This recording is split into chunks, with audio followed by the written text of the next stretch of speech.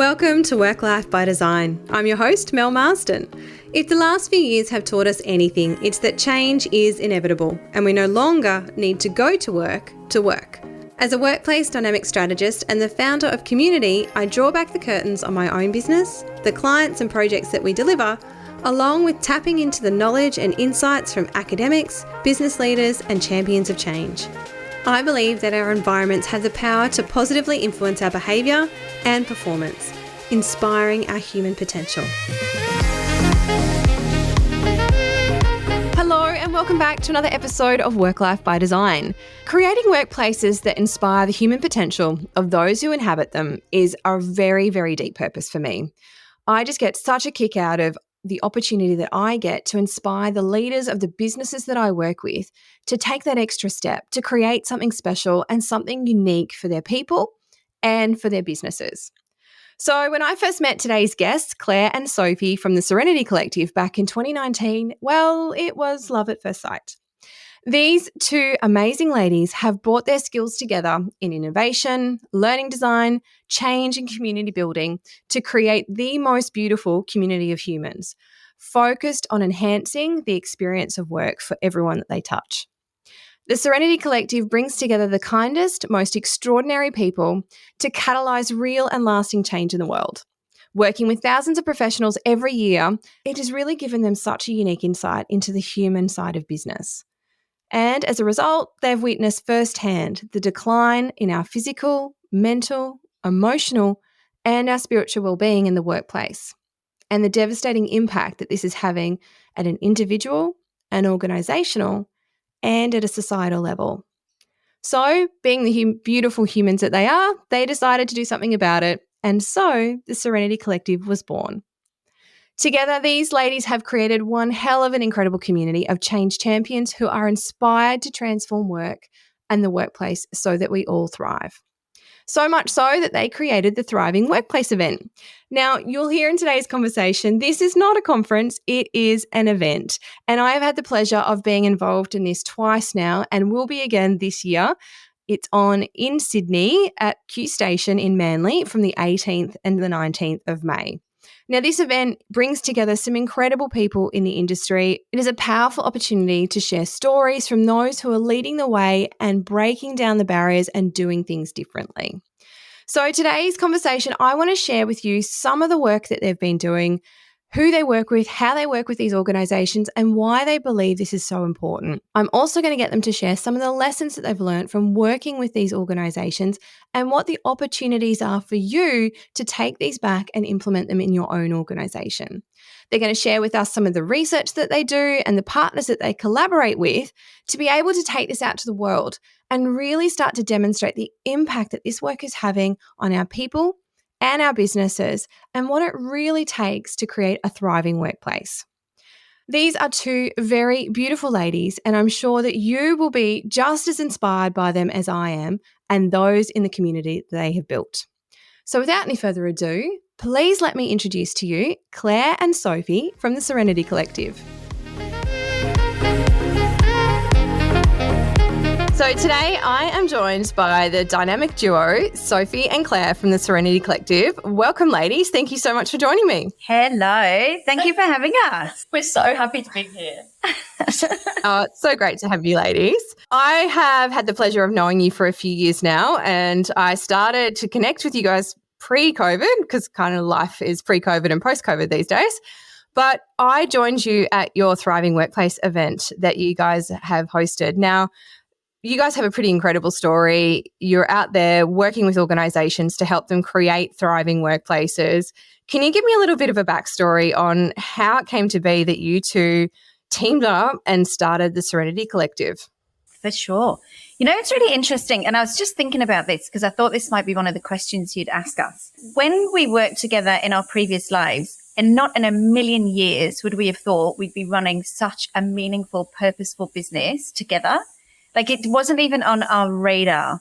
And I think we both had come to reach a crossroads in our lives and our careers for very different reasons 5 years ago. I had a baby. I wasn't far off turning 40. Sophie was on a quest to learn and grow as she always is, like constantly. And at the same time, we got to Christmas 5 years ago, and the crisis was happening in Aleppo. We just ended up over a coffee talking about how terrible the situation was out there. You know, we're living in this beautiful country and we're watching people just being decimated, and we're like, surely we've got to be able to help and do something. So we rallied really quickly and pulled together this still fundraiser, which we ran at a surf club at one of the most beautiful beaches on the eastern suburbs. And we managed to raise 20 grand, which we were so happy about. We brought some refugees in to talk, and it was just the most beautiful experience. And we were like, wow, we actually worked really well together. We pulled off something really meaningful and purposeful. And then we just got talking more around, you know, we were both, like I say, at this crossroads in our careers, wondering what was coming next. And for both of us, for different reasons, we both really truly believed that there had to be a better way of living and working. And that's where the idea was born. We're like, why don't we use our superpowers of building these amazing communities and pulling like-minded people together who want to do some good in the world and inject that into the corporate space? So I think that's pretty much where it began. Do you reckon? Yeah, absolutely. And a lot of people ask us about the Serenity Collective and where the name comes from.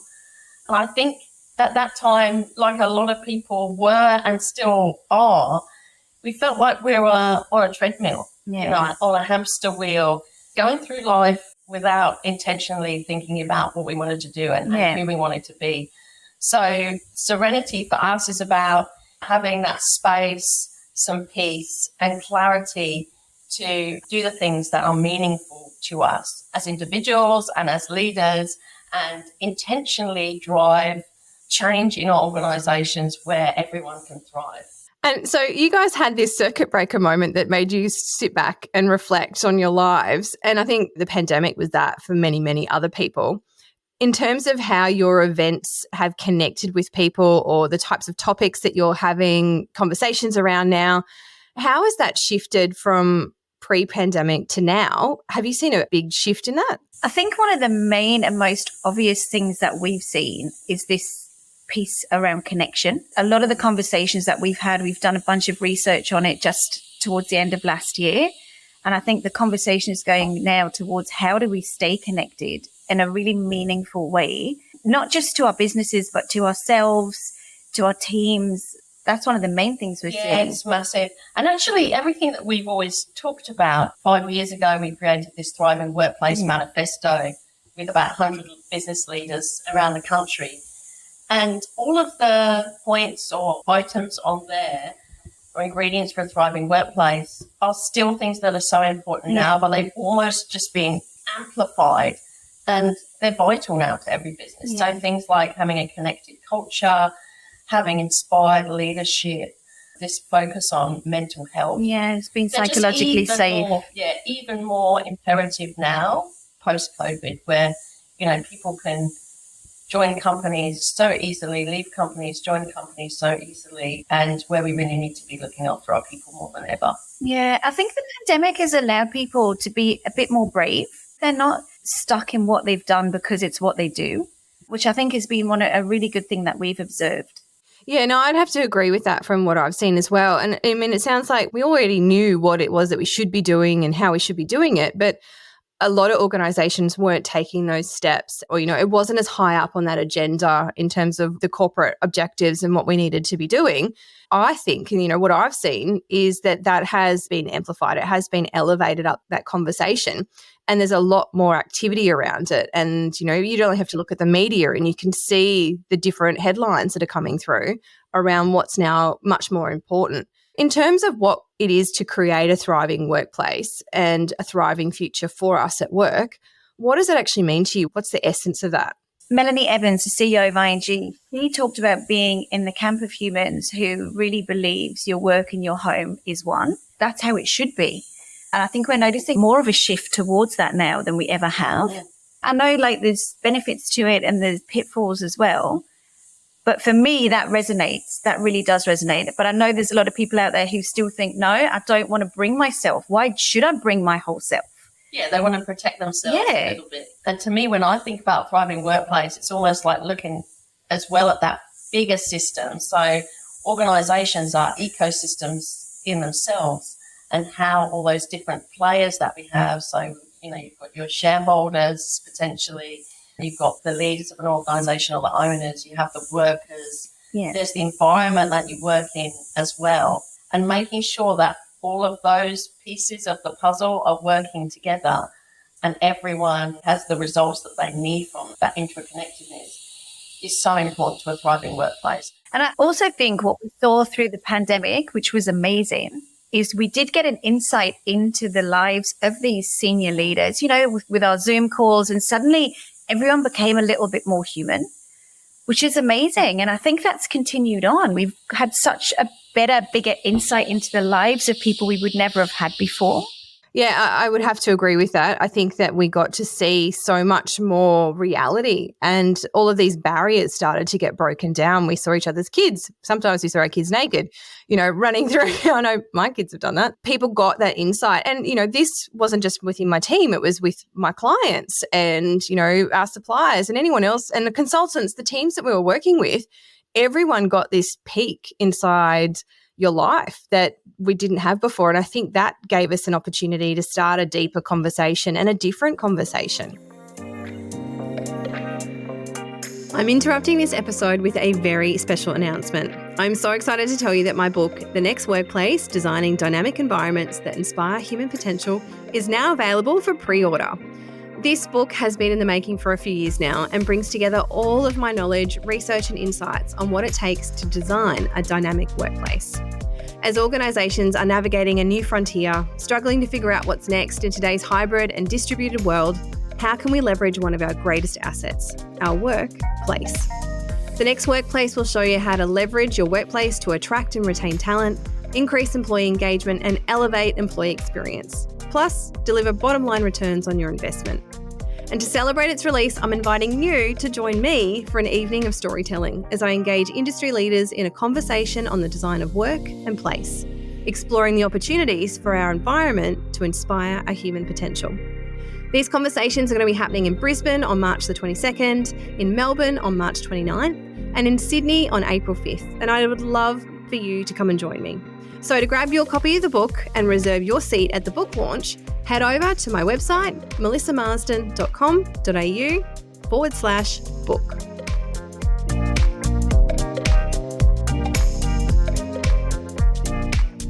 So how do you guys actually work with organisations to support them and enable them to start to look at creating these thriving futures? I know that you've got a number of different platforms and ways that you engage with that. Can you just sort of talk me through that?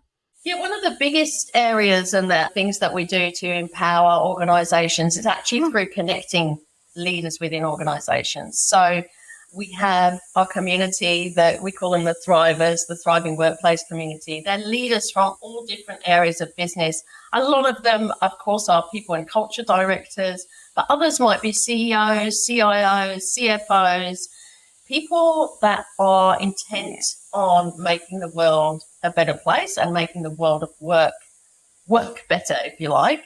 And we bring them together at live events and webinars to really share experiences, share stories, share what's working in their companies, what's not. And importantly, to kind of give them the inspiration and the energy to keep going within their organizations, because they're faced with a lot of pushback. A lot of the time our traditional systems have been set up to focus primarily on financial outcomes. And when we're looking at more social outcomes, in my idea of the world, when you look after your people and you look after the environment and you look after your customers, then the profits will come. But it's actually, changing the system that's been in place for hundreds of years. It takes time and it takes energy. And so we aim to kind of give those people who are doing the good work in their organisations the energy and the inspiration to keep going. Yeah, that's what we've found really important. When we first started the Serenity, we were like, we're going to change everyone's mind. Everyone should be on this bandwagon with us, championing, this thriving workplace. And then we realized not everyone does and not everyone wants to, and that's okay. But you got a lot of people, and they're not just in wellbeing teams or HR teams. It's just where they truly believe that that's how it should be. It's just innate within them, and they want to make a difference. And they're often on their own, fighting the good fight, as they call it. And I think what we offer and our experiences, like Sophie said, allow these people to come together and refill their cup. So they leave and they go, okay, I'm not on my own doing this. I might be on my own in my organization, or I might be in supply chain, or I might be in finance, but I'm not the only one that truly believes this. And I think that's what our experiences have been really beautiful in doing for people. I was part of the think tank that you guys held here in Brisbane, and we were exploring the idea of connection. And the people that you had around that table, we were all talking the same language, and we're all experiencing the similar things, and we're all very passionate about changing this. But there was a lot of frustrations and, challenges expressed about roadblocks that they were hitting and brick walls that they're running up against. And I think I can see exactly what you're talking about there. When you're in that room, you do see that there are other people who are, championing for this change to happen. But when you go back and you're in your organization and you're facing those challenges and you're hitting those roadblocks, it can start to feel very lonely, very isolating. And, you can feel very de-energized very, very quickly because you're not getting any runs on the board. And so, yeah, I can completely see that. And I know that, through COVID, you've had the Thriving Workplace event, and it's a beautiful event because it's a lovely way that you guys connect everybody. It's not stuffy and it's a beautiful setup, like even the way that you guys style a room. So you've got that. And then, through COVID, you guys had to pivot and you started these online forums and these other ways of being able to connect to people in these organizations, but also to connect them to other people. How was that for you guys in terms of shifting the modality from being a very much an in-person thing to online? And how has that changed your view going forward? Well, what we did is we just sat still for a few weeks. Suddenly everyone was pumping out a webinar or online programs. And we were like, okay, we don't even know what's going on here before we even try and do anything. And then we realized we almost had this responsibility to try and support our collective, our thrivers, in any which way we could, which is why we came up with a program that we ran where we wanted to offer it out to all our thrivers, to our community. And we were thinking, people were talking about having thousands and thousands of people. And we were like, no, we're learning less is more with everything we do. And I think we had about 200 people sign up for it. We had a hub so people could access the conversation offline if they were busy. And we ended up with probably about 25 people who came on religiously every week for 6 months. And by the end of it, we were so connected. Like, we actually missed it. We were devastated when it ended. So again, it took the depth and the substance to what we do and the connection that we had and the connection we offered to our people to a whole new level.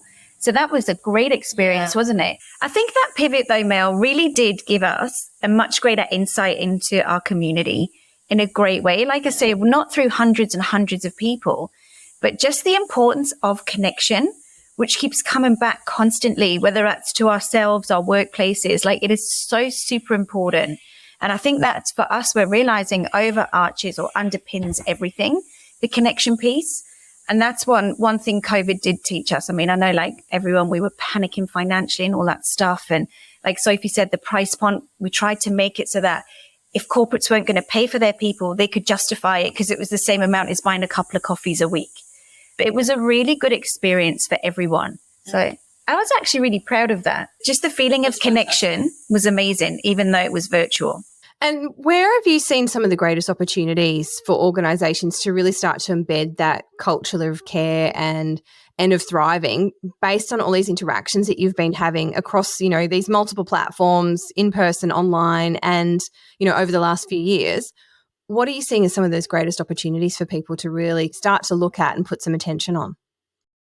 I think one of the things that's been really interesting to me is a lot of this stuff isn't rocket science, and it's not a huge, big thing. It's not a huge thing that needs a business case.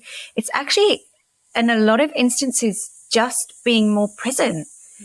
For leaders, being more present with their teams, listening more, taking more of an interest in their people. That really surprised me in this last wave of research. Like, I was waiting for these big, ideas to come out. And they actually didn't. I think the embedding this wellness and wellbeing piece, it's actually, again, it's very small.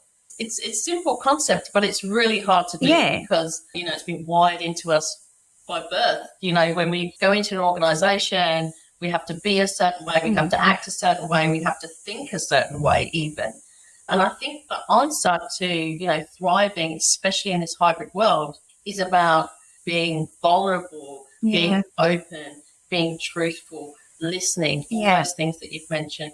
It's simple, but it's not easy to do. Yeah. So I guess if I were to suggest anything to an organisation, it would be to retrain leaders at all levels of the organisation about the power of these human skills and interactions and how to connect with people. Yeah, exactly. But one of the conversations that, I was present for, one of your online sessions, and we were talking about the pressure that's then come onto managers to hold it all together throughout this time. I mean, they've got top-down pressure from the executives and, the board, but then they've got the bottom-up pressure from their employees who are trying to, juggle all the things, manage all the work, with all of the great resignation and everything else, everyone's under a lot more pressure because we haven't got the resources we had before. And we talked about these managers languishing.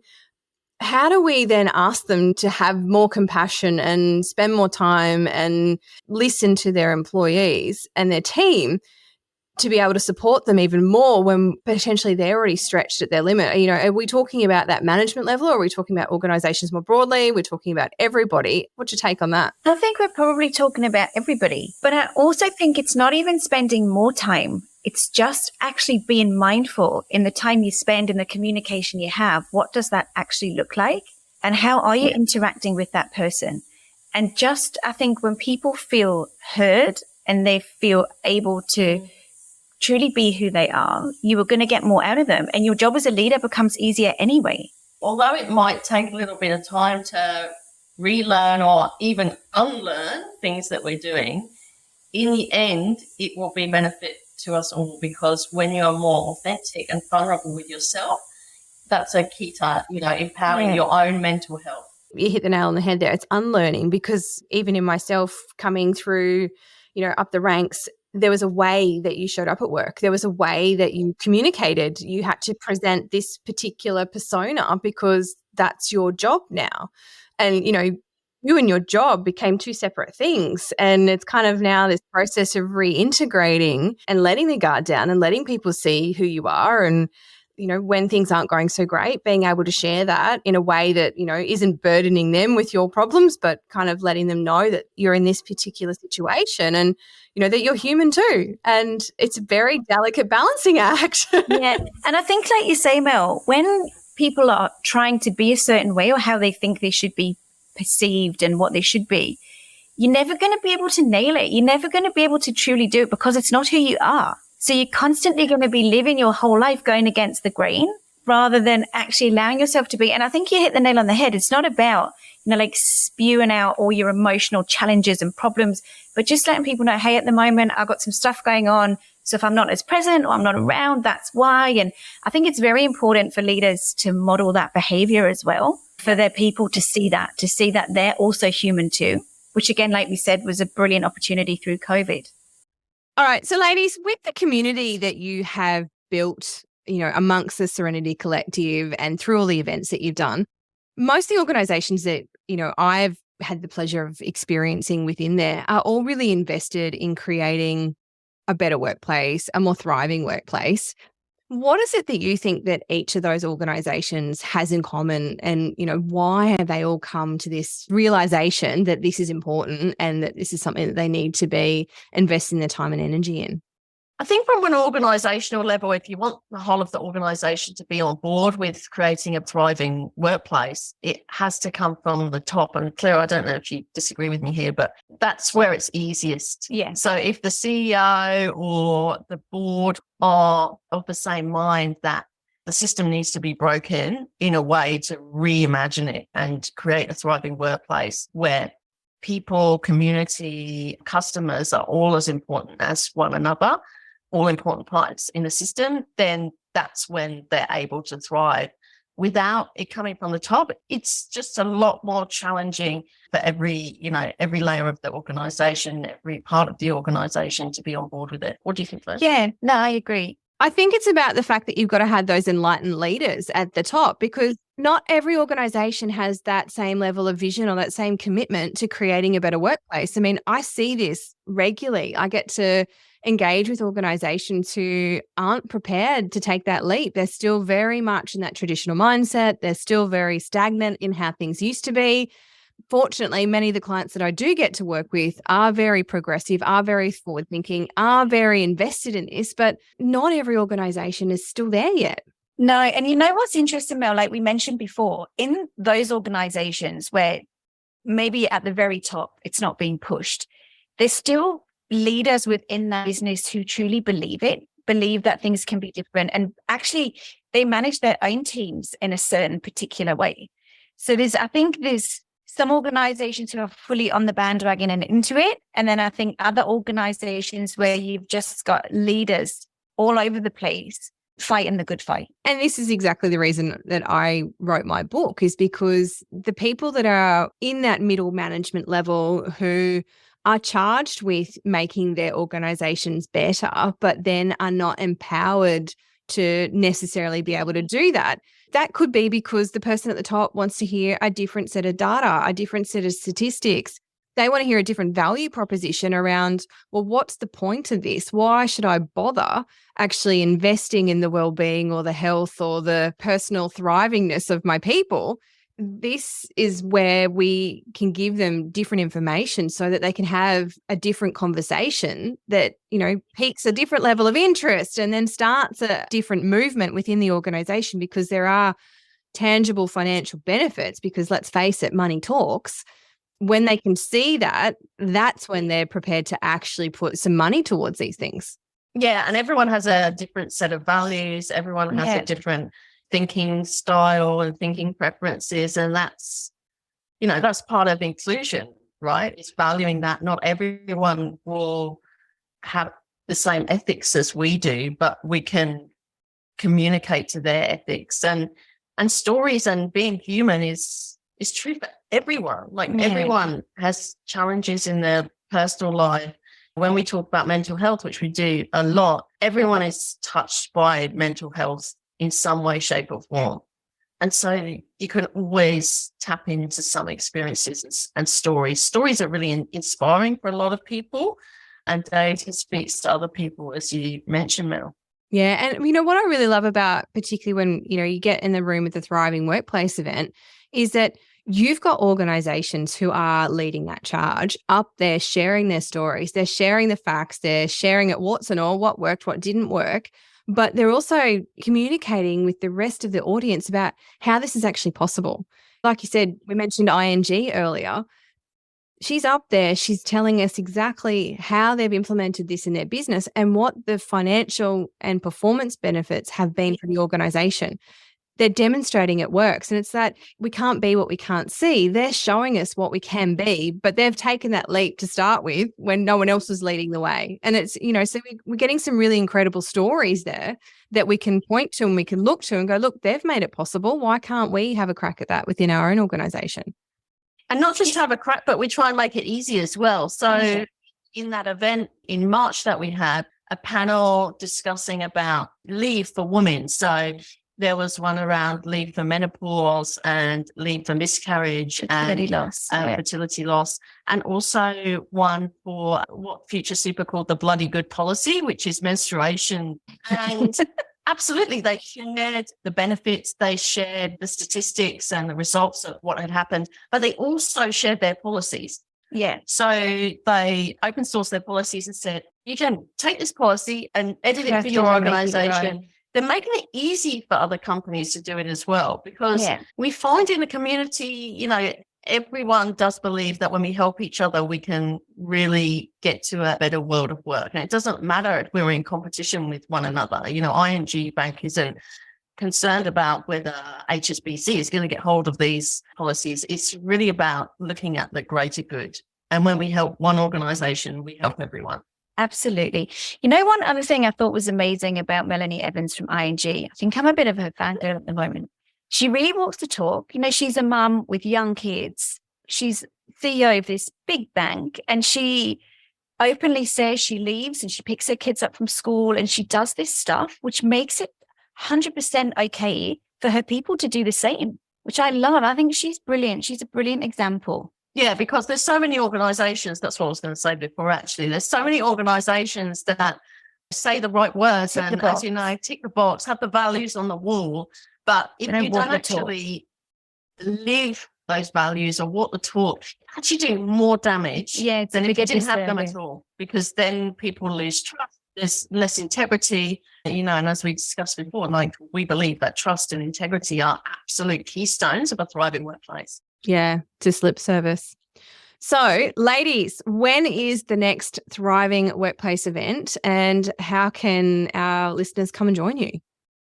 Yeah, so the next Thriving Workplace event is in the beautiful Q Station up in Manly, which is in the National Park there.